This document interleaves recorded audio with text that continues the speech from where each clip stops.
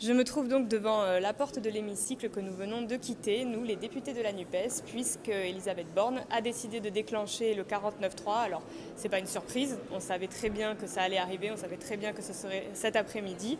Ce que nous dénonçons, c'est le fait que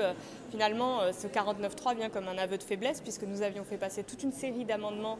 qui étaient de vrais marqueurs forts politiquement, comme le rétablissement de l'exit tax,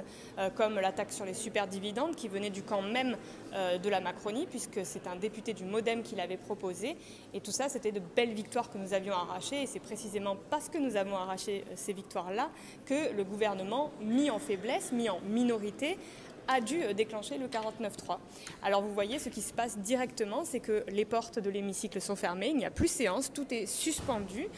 Nous reprendrons les débats sur un autre texte demain. En attendant,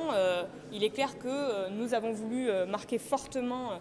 ce moment, en quittant l'hémicycle d'abord, en allant nous exprimer devant les journalistes ensuite, et en disant qu'il est hors de question que nous subissions ici les coups de force, les passages en force du gouvernement, d'autant plus que hier soir,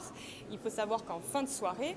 à la fois Gabriel Attal et le rapporteur du projet de loi finances se sont amusés à rallonger artificiellement les débats en parlant énormément, et que nous leur avons posé la question: est-ce que vous faites cela parce qu'il y a 49.3 et qu'à ce moment-là, ils jouaient une très belle comédie en faisant semblant de s'offusquer de notre question, mais qui savaient déjà en réalité que ça allait se produire.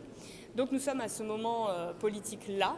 et désormais va se décider quand sera votée la motion de censure. Donc nous en sommes à cette question-là.